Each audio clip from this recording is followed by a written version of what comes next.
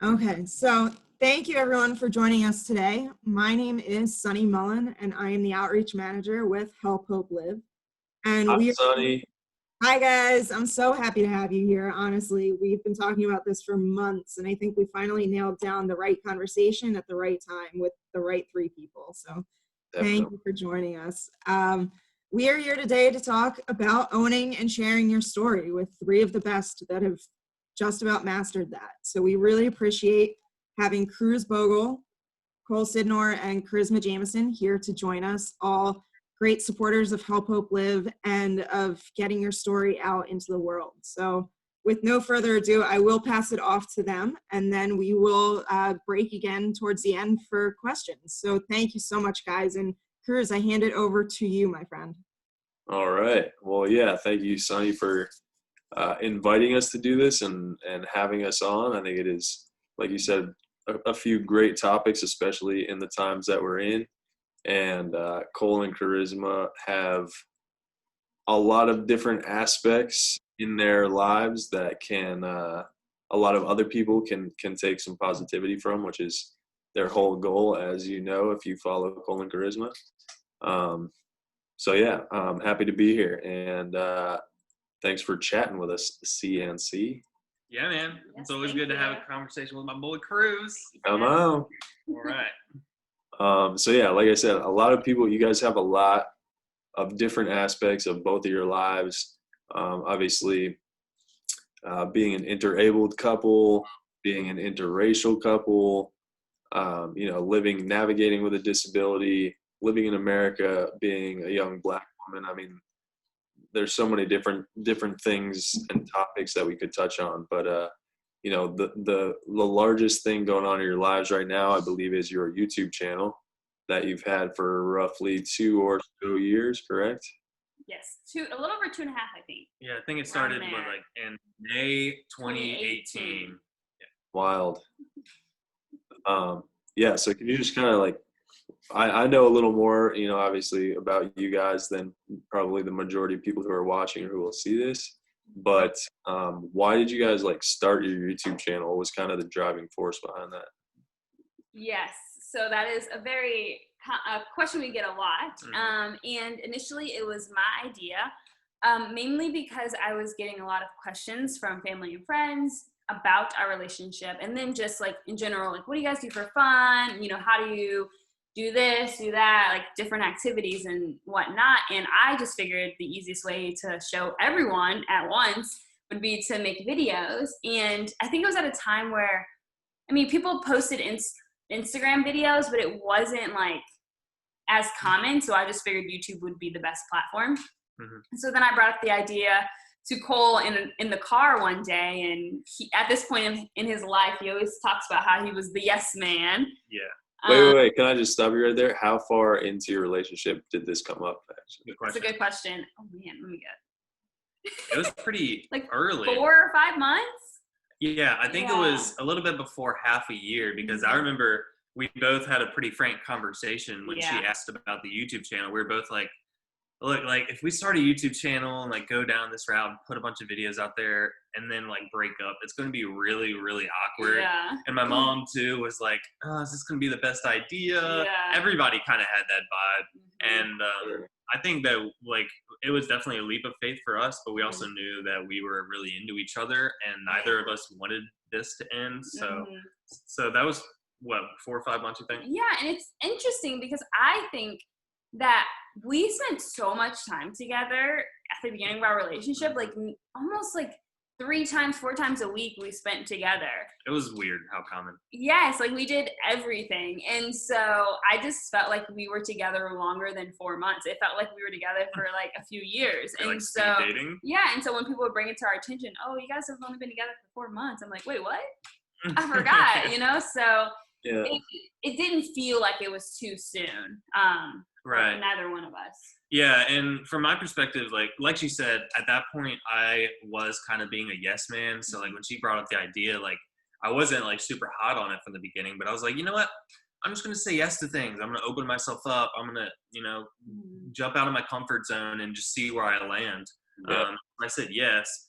Though that being said, it wasn't like super far out of my comfort zone because after my injury, I remember pretty distinctly having a conversation with my mom down in Atlanta because she had been getting some messages from people from my high school and like the like journalism department or like the yearbook, you know how that goes. Right. And they wanted to know what it was like, near-death experience. People were curious, like how that happened, like what was my perspective, how am I doing now? And mom was like, do you want to share all this with everybody? And I was like, well, you know, I'm an open book. If people want to draw inspiration from this, if people want to just like know whatever, I'll be an open book and see where this takes things. And she started recording everything really early, and she has a ton of videos on her YouTube channel from way back in the day. And so I kind of became accustomed to being recorded, or at least like shook off that, you know, awkward feeling of when someone has a camera in your face all the time. Right. I just like have a camera around and be okay with that. And so when Charisma had the idea for the YouTube channel, I had some sort of exposure to just being in front of the camera. And so that made it a little bit easier to say yes. And then real quickly, we figured out we love sharing it. You know, we love sharing our stuff. Well, it just also became like another thing for us to do together, like another activity, because at the beginning of our relationship, we were still trying to figure out what can we do as a couple? You know, what do we have in common? What do we like to do? And so I felt like the YouTube channel also forced us to try new activities too. And we loved that. And but so, that's kind of why in every video when we do something new, it's like, all right, this is our first time. This is not the best way to do it, but this is how we're going to figure this out. It was just showing like our process and how we were, you know, navigating such a new relationship. I think that also is, I mean, obviously it's, you guys are figuring it out, so it's beneficial for you guys, but for viewers and for people who may try something new after seeing you guys do it, to actually see the real life, authentic, you guys actually figuring it out as you're going is kind of like a much better way to perceive it, you know, because then they're like, wow, like, oh, they messed up right there. Like, I'm going to do it this way, or, you know, whatever it may be. Yeah. And just to show that, like, you know, we are still learning too. Like, you know, the way we do things may not be perfect and may not be the best way to do it. And, you know, someone comments and say, hey, like, I do it this way. And like, oh, interesting. Like, let's try it. And then we find that, you know, it works for us better than what we were doing, or and vice versa. Someone else sees what we're doing, tries it at their home and within their routine, and they notice that better. Oh, man. Is that me or you guys? I don't think it was us. Oh, Cruz, you're in trouble. Got me. Tyler got you. I wanted to add there, though, Cruz is fired. Going back to the reason Charisma had the idea too, with like us showing like our struggle through this, that was the whole idea. Is like people were curious, how do you do this? It's like, well, we can do it. It's a struggle, but we can do it. And that's why we wanted to show that. And showcasing accessibility. Like, I feel like a lot of people don't necessarily realize the accessibility issues until they experience it firsthand or watch someone else experience issues with accessibility around the country and the world. So that was a big thing too for us. Yeah. So I have another question on that same topic. So you started because, you know, family and friends were asking questions. Obviously we've talked before, and you didn't think that it would end up, you know, amounting into what it has today. But also off the bat, did you guys also think that it would give hope and show other people with disabilities, you know, that like relationship can happen and this is how it can happen? Was that kind of in your mind as well, or no? Yeah, I think sort of. I think for me personally, it was more about like normalizing dating with a disability. It just seemed like it's such an out there thing to date someone with a disability when it's really not. It doesn't need to be like that. Yeah, so it was kind of just like kind of normalizing it and showing like, yes, there are challenges that we face as a couple, and we have to figure out, a different way of doing things or a different method and a different way to navigate. But at the end of the day, we still have like normal relationship issues that a couple without a disability, would have. It's really the same. And also, yes, I think in one way we were hoping to help others who are trying to get out into that dating world again with a disability to find the courage and the strength to do so. Right. Yeah, and that is kind of something that was more of a surprise to me. Like I felt like the energy and the vibe and the earliest videos was more like, let's just have this cool hobby that we do together, where we go do fun things and then we share our experience. That's kind of all it was. And then once we started gaining more traction and we started getting comments from people saying like, wow, like, I've been in a chair for 20 years and thought I would never date somebody, and now I'm going out on dates and it's been great. And like getting the feedback after sharing your story is so cool, because then you feel like you're not, I don't know, you're doing something beyond yourself. Yeah. And it's been validated. Yeah. And it goes back and forth, because some people was like, they watch our stuff and they're like, oh, I'm going to try that now. And then we get help from people from feedback as well. We're like, oh, you could do this also, or you could do this way and it'll be even easier. So it was very much a hobby in the beginning, but then like once the community started getting involved, we're like, oh, wow, this is actually, bigger than us. Yeah, that's the beauty of it, right? It's grown like so much bigger than you guys. It's amazing. It's very amazing. I mean, that's how we met, was through I found you guys through Instagram, I think initially, and YouTube, and now we're here on Help Hope Live 2.5 years later. Yeah. Isn't that crazy? Social media has a way of connecting people in unexpected ways. It's awesome. Well, yeah, I agree. Beautiful. You mentioned like the early videos.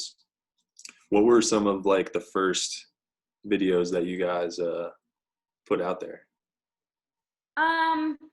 I think initially we just kind of answered questions, like I know the first 4. Go ahead. In order. All right. So first we went out to it was Deadpool and Problems, remember? Yes. And we were in a Chick-fil-A parking lot at night, and the footage was super grainy, and we were eating Chick-fil-A. And we recorded that because it was the first time we had ever done a car transfer. And the only reason we had to do it was because it was like an emergency situation. And I think your truck had broke down, or we didn't have your truck. And so it was just the two of us, and we're like, okay, we have to get him in the car. I had never done a car transfer with Cole before. And so after it happened, we're like, let's talk about that experience. Like, although we didn't get it on camera, we can still like talk about it and how we worked together to figure out a car transfer. So that was our big idea for the first video. Yeah. And then after that, it was how we met.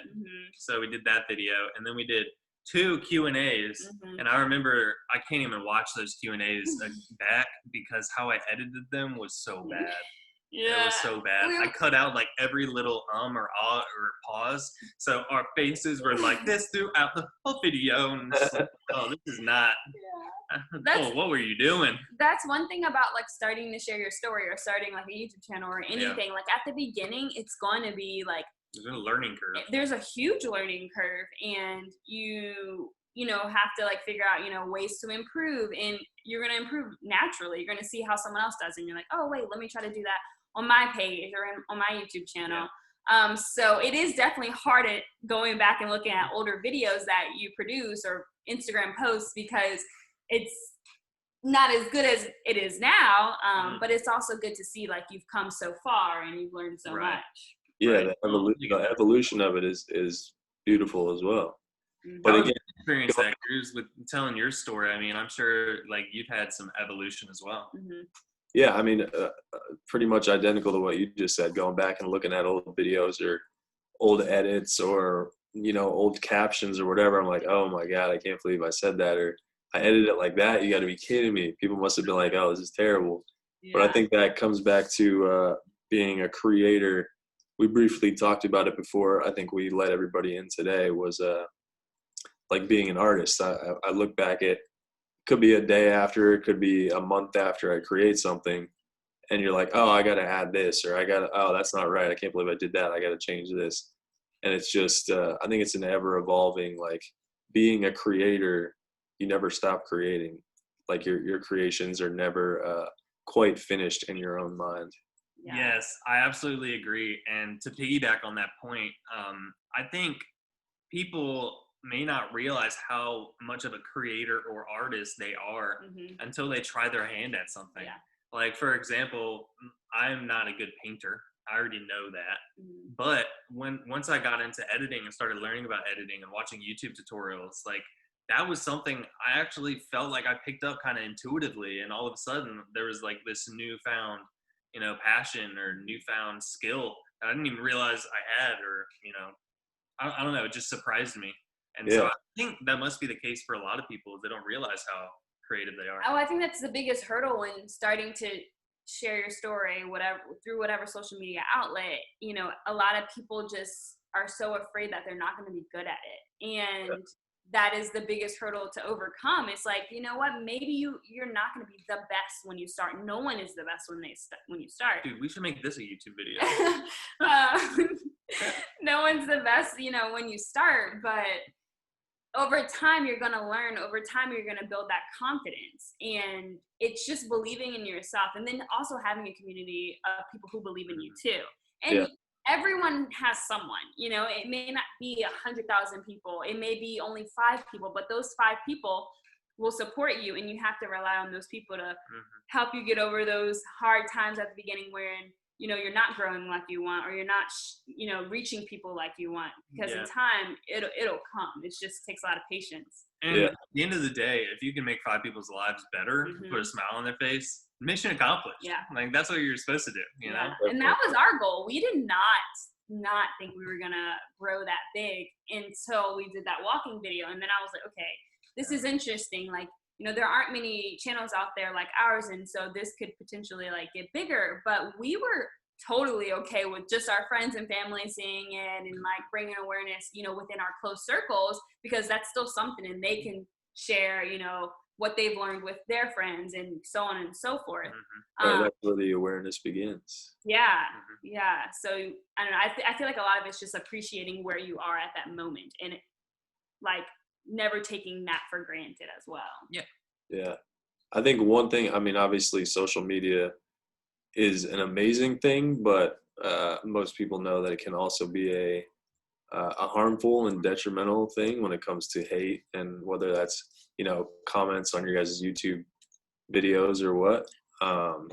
But yeah, having that self-confidence to even start whatever it is you want to do, whether it's creating art or creating videos and sharing more of your life out there with the world. The first step is getting that self-confidence to do that. But I think another huge hurdle is like getting over the judgment, and knowing that there's going to be judgment, and then having to just kind of like stiff arm that judgment and be like, you're not going to break me down. Like, you got to keep going, because everybody has a lot of things going on in their own lives that are affecting how they react or how they act or what they put out. So it's very tough, but like, I still deal with it. I'm sure you guys do in certain instances too, just like reacting too harshly to judgment, or not having enough self-confidence to get past it. Yes.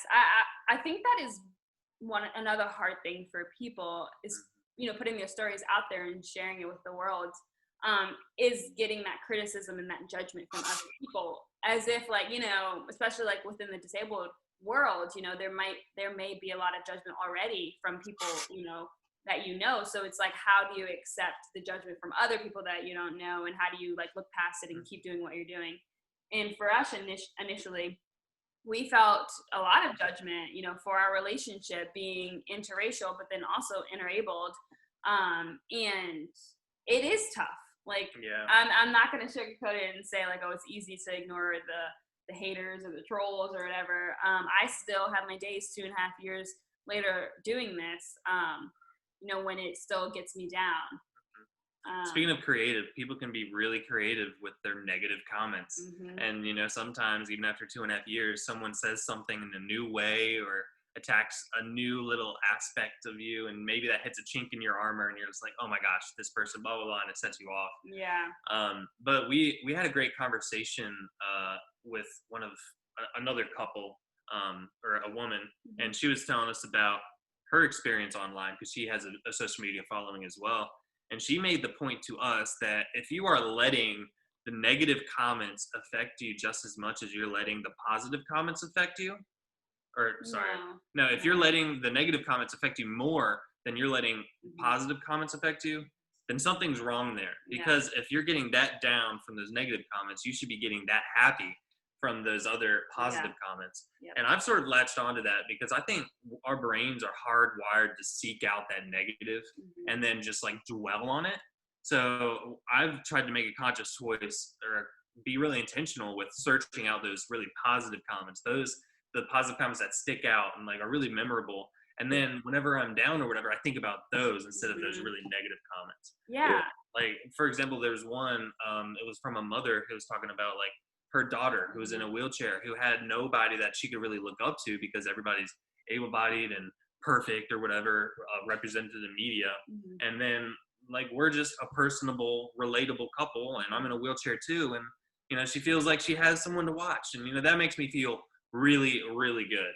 And so I'm going to dwell on that, not those negative comments. And, you know, it's, you know, a lot of people go through this where they can get 99 positive comments and one negative comment, and then that one negative comment really tears them down. And it's like, well, what about these 99 positive comments? And so for me, because it's hard for me to not let those negative comments get to me sometimes, I just try to, instead of keeping them like, oh, I react so great to these positive comments and then I react to these negative comments, I just try not to react to either one of them. Just to kind of, that's another way of handling it. Just to kind of like stay neutral. Like, I see a comment, and unless it's like, you know, a really good comment about like how we're impacting someone, like those are great. But like, if someone's like, I don't know, I just try to stay neutral with the comment. You can do that as long as you're confident in yourself that what you're doing is positive. And we know that we're trying to do positive in the world.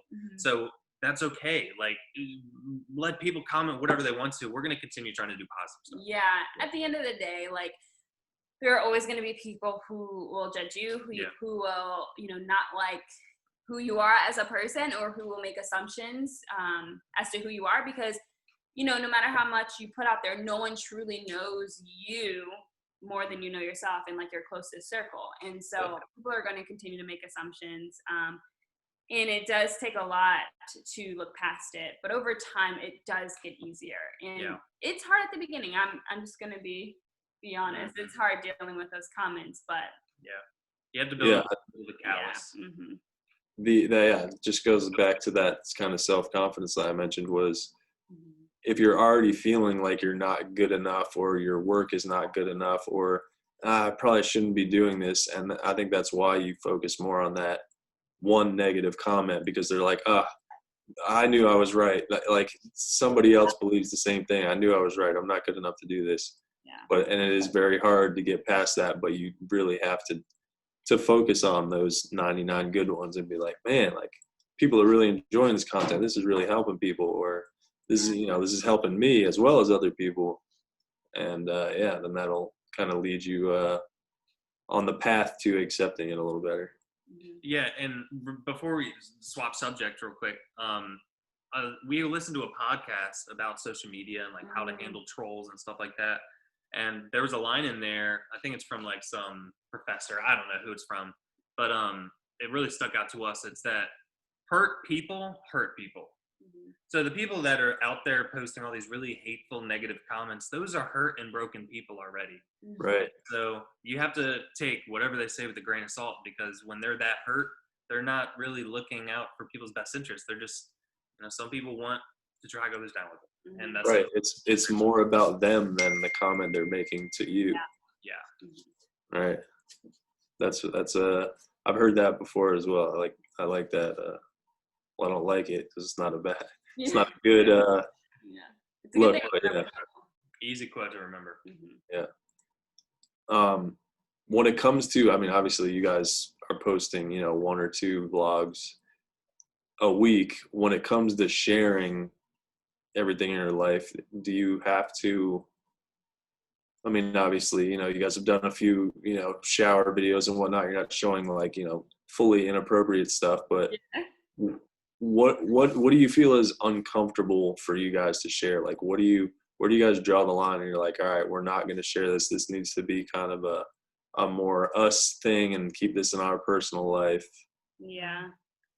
You know, we've become more open, I think, over time. Like, if you look at our channel from like when we first started 2 years ago, I think that we weren't nearly as open as we are now. So we've come a long way. More so me. I think I was. Yeah, you've definitely opened a lot more. Yeah, like in those early days, again, like we mentioned this earlier, I was kind of the yes man who was just like agreeing with things, because I wanted to put myself out there more and like wanted to be more out of my comfort zone and grow. And for a while, I would still kind of say, I don't feel comfortable with that. I don't feel comfortable with this. That's why we waited so long to like do our morning routine video. Like that wasn't until how long? Like a year and a half or something in. March of this year, yeah. And yeah, because I didn't really feel comfortable with showing all that stuff. I think in that video, I actually put on a shirt before the transfer just because I didn't want people to like look at my, you know, all my quad gut collecting right here and think I'm bad and judge me. You know, I was too subconscious to be okay with that. And then in this more recent morning routine video we just did, you had underwear just about naked. Yeah. So, yeah. We were just talking about it too, and that was your biggest video that you've had. Yeah. So it's still evolving for me, and I think it will always evolve in some respect. Yeah. But there are things that we will always keep to ourselves, like, you know, our intimate lives. That's our intimate life. Like we're not going there. At least not yet. Well, not with YouTube. We talk more. Right, you guys got your OnlyFans page. No, we talk more to people like we'll have people reach out to us who are recently injured, and they want to talk about intimacy. And so with those people, it's just like us and two other people. It's different. We can like more of a personal conversation. Exactly. It's not people who are just nosy and want to know about our personal, intimate life. Give me all the dirty details. Yeah, it's like, more educational. Please help me. Exactly. So in those circumstances, we definitely share a lot more. Like at the Reef Summit, we've shared more than we've ever shared. Yeah. But it was to a community that really we felt as if they learned a lot from us, and then we learned so much from them as well. It was like, oh my gosh. Very mutual. At the end of that talk, it was open, like we just opened up the room to questions, and then it very quickly turned from questions to literally just a gigantic conversation. Yeah. And then people started sharing their own experiences, how it was different, how it was the same.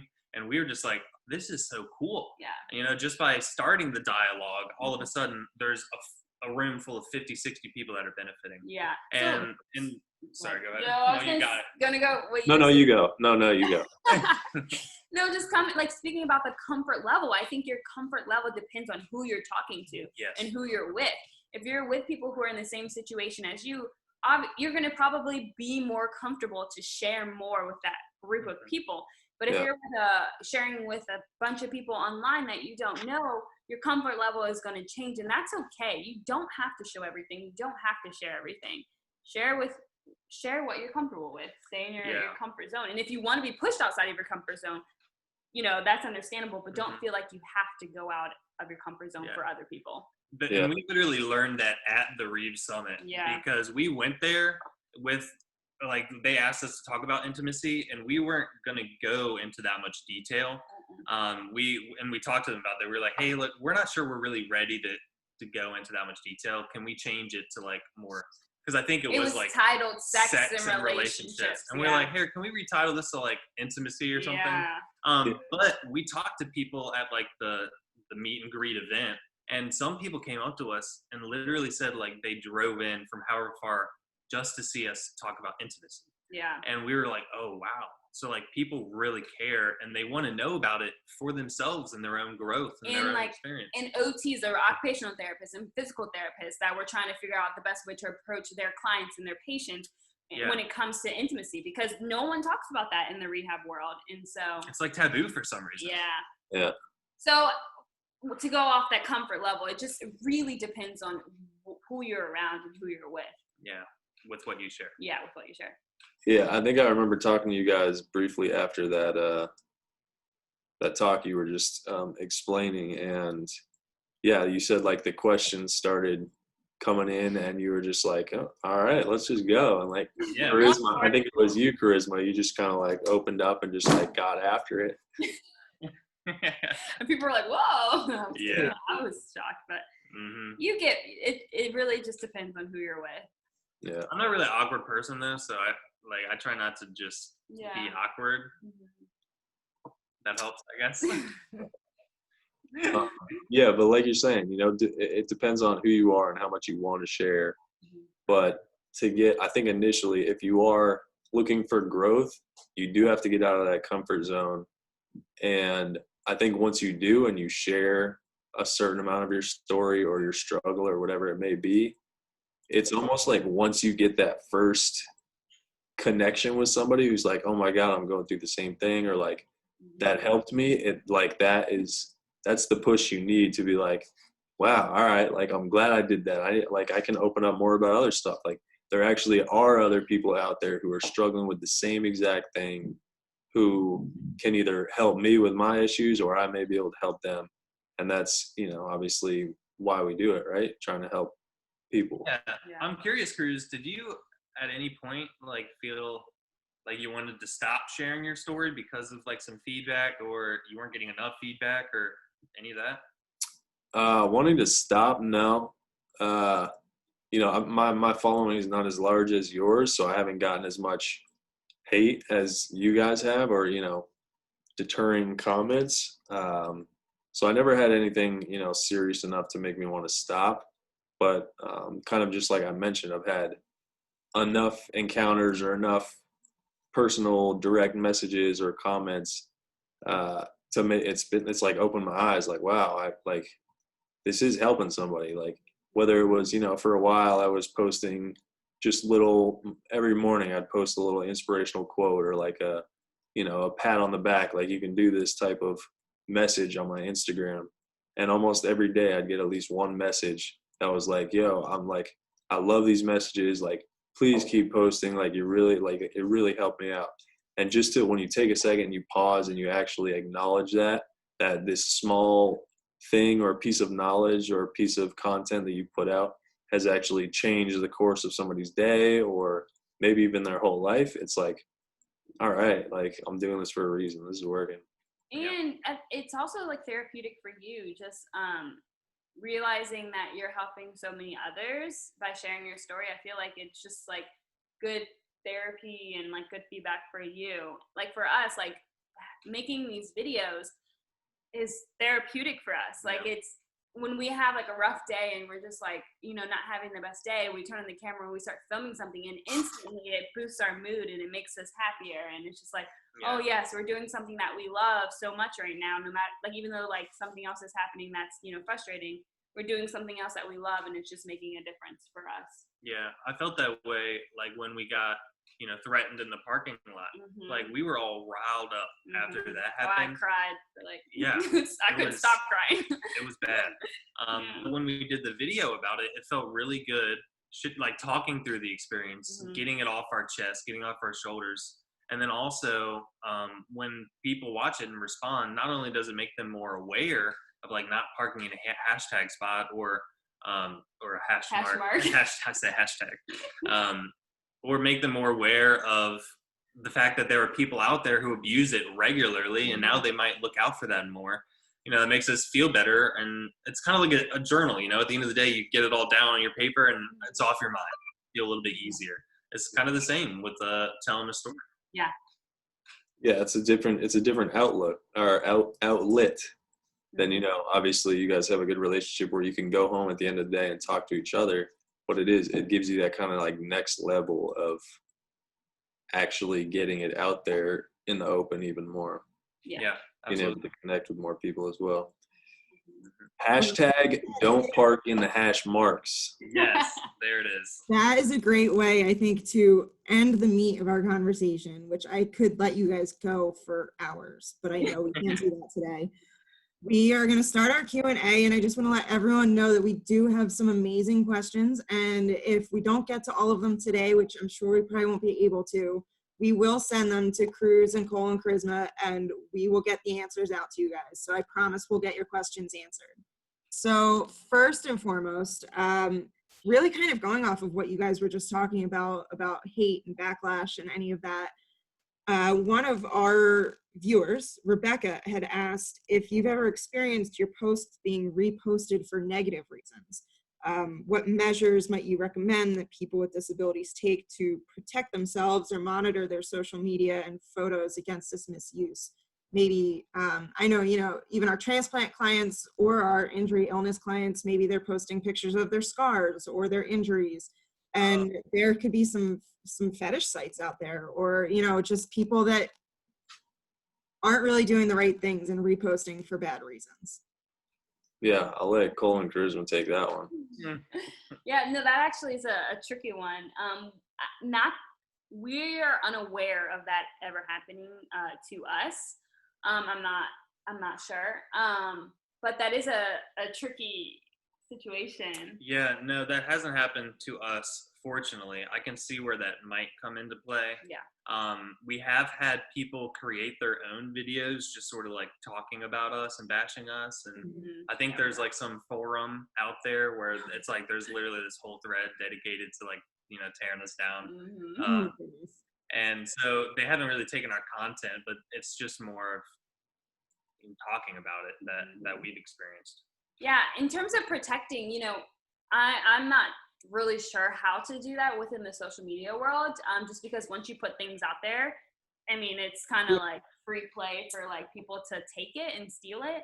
But if you do find like someone posting something and it being harmful, I would just say like, hey, everyone get, report this page, report this video or whatever, get them to take it down. Send the hive after them.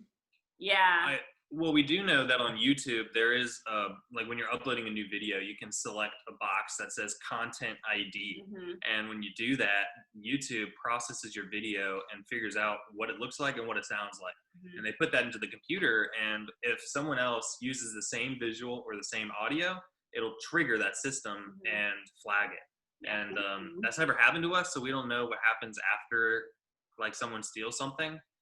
But I imagine we would have some sort of recourse and, protect our stuff. Yeah. That's really interesting though. And kind of on that same vein of maybe dealing with uncomfortable situations, especially for Help with clients, a lot of our clients have to make the uncomfortable ask for donations going out to their community along those lines. So one of our viewers, Elizabeth, had asked that she still finds it hard to ask for donations, and does it ever get easier, and what can she do maybe to relieve the stress of making uncomfortable asks? So maybe not even if you don't have an answer for specifically donations, but how do you get over making an uncomfortable ask? Here's the thing, and I can answer this because I have done a lot of work in the development world, so I'm sure Sonny, like you could probably echo this sort of same sentiment, but I've learned that you're not really asking anything. What you're doing is you're presenting an opportunity. And when you give people an opportunity to do good, it's up to them to do that or not. It's entirely their decision. And you're not forcing anything on anybody. This is a free country. People get to do whatever they want with their money. But if you give them a good opportunity to do something good in the world, a lot of times people are going to be more than willing to do that. So I just keep that at the forefront of my mind whenever I'm in a meeting where I'm asking for money for a hospital or whatever it is. I just say, look, this is an amazing opportunity here, and we'd love to have your support. Whether or not we get that, it's all good. But, we just want you to bring you in on this awesome project. That's all it is. Great answer. That was a great answer. I know I'm going to definitely pull that quote when I go back to watch this. Another one from one of our viewers is asking, kind of taking a hard turn, but do you guys use special equipment for your videos? And have you ever considered a podcast? Technically speaking, how do you put on your videos? Yeah, so we have definitely have special equipment. We have 3 cameras, but 2 main ones that we use. One that's more of like a vlogging camera, super easy to carry around. Then we have a bigger camera when we're trying to do like more of like a sit down, more like better quality. Fancy style. Yes. Investing in equipment is, a lot. It can be very expensive, but we also remind ourselves that we're investing in our future and what we're doing in our business. And so it becomes like a different it's different mindset because you're investing in something that you're trying to produce. Here's the thing though, you can use a phone and still create content worth watching. Yep. Absolutely. So since everybody has a phone, there are literally no barriers to telling your story. Anybody can pull out their phone and put it on selfie mode and talk to it and post it. And it's going to look pretty good. It's going to sound pretty good. Yeah. Like we have some next level equipment because it's our business, but if we didn't have a business, you know, we wouldn't be spending a ton of money on a bunch of equipment. We would be using a phone. And phones nowadays, They look really good. really good. Really, really good. And you guys didn't start with all this equipment. No, we started with our phone. We did. We did start with the phone Yeah. and then started graduating. But that was part of us like being really interested and excited about the opportunity of telling our story in an even higher quality way, you know, and that was exciting. And Cruise, you were the same way. Like you wanted to get your cameras and get nice angles and lenses and all that stuff too, right? Yeah, definitely. Yeah, I mean, you can see some of that dangling in the background, some of his equipment. Yeah, there's some stuff back there. But yeah, I started with, lesser. I didn't start on a phone, but I started with lesser quality cameras. My better camera is your guys' old camera still that I got from you guys. But yeah, there's no barrier. Like, at least I know when I am creating any kind of content, I want it to be super high quality. I would love for it to be the best that it can. And that has deterred me from putting out certain things because it wasn't the best quality or I didn't have the best camera. But yeah, you really just, it's more about getting the content out there than getting the highest quality content out there. And how did you guys learn to, or obviously you probably taught yourselves even, because you guys all edit your own videos. Yes, called us. Yeah. Well, we have an editor now that helps out Yes. somewhat, but the first 200 videos I edited maybe 198 of them.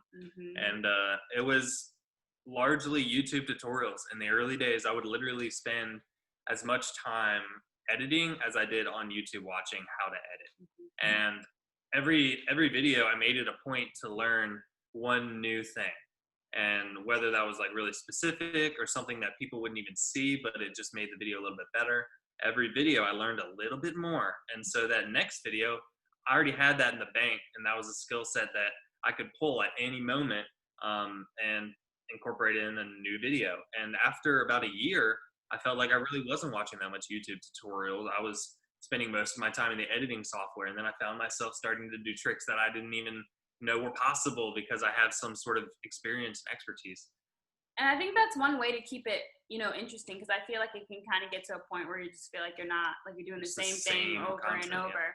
So if you make it a point every week or every day to learn something new, a new task, it keeps it fresh and it keeps you excited about doing what you're doing. And that was you with the cameras. Yeah, I always try to learn a new way to film or a new angle and how to frame somebody in the frame. Yeah. It is very daunting to, when you're starting something like creating videos, especially because there is quite a bit that goes into it, but it's very daunting to think, I have to learn how to edit. Like, what? I'm not gonna be able to do that. Like, I'm not Steven Spielberg or whoever. Like, I don't know how to edit movies. But it is, once you learn there are a lot of different softwares now. You can get free stuff now too, where it is very simple. It's a little bit daunting in the beginning, but once you learn the basics, it is fairly easy to be able to create your own videos. And going off of that too, just the successes that you've had, how have you kind of tried to figure out, or I guess navigate the social platforms? I mean, YouTube, you guys are obviously, that's your bread and butter, but do you make use of Facebook and Instagram stories? Do you find more success with stories versus traditional posts? What's your advice there? Yeah, that's actually a great question. It is quite challenging navigating different social media platforms because they're all different. The algorithms are all different. And we feel like we're the best when it comes to YouTube, which is probably why our YouTube growth is way more than our Instagram. So I know because I've asked a lot of questions regarding Instagram, but it is important to post every day if you can, if not every other day, and to post at least 3 stories a day, and that will get you the most interaction on your Instagram page. And now there are tools too where you can set 5 posts at the beginning or something, or you can schedule posts. Yeah. So you don't have to do it every day and stay on top of it. You can schedule 5 in one day, and then your whole week is good, right? Yes. And then also switching up between videos and standard posts within the Instagram feed, not including Instagram stories. But videos also bring a lot of viewers to your page, which is really good for the algorithm. Facebook, we actually partnered with a company to take our YouTube videos and repost them on Facebook, because we just couldn't do all 3 social media platforms. It was just becoming too much. And that's okay to hire other people to help you. It's a lot to try to do alone, or just a team of 2 or 3. Yes. Well, once you get to your level, for sure. Yeah. But obviously, when you guys started, or for a newcomer who may be starting, it's much less on your plate, less going on. So, but yeah, obviously, when you get to the stardom and the insane fame that you guys have, of course, yes. And how do you guys decide on what to even post? I mean, like even way back when you were just starting, because we did get one question from one viewer, Tiara, who asked, how do you do ethical clickbait? Because obviously it's your business. You need people to click on your videos. Yeah. But how do you ride that line?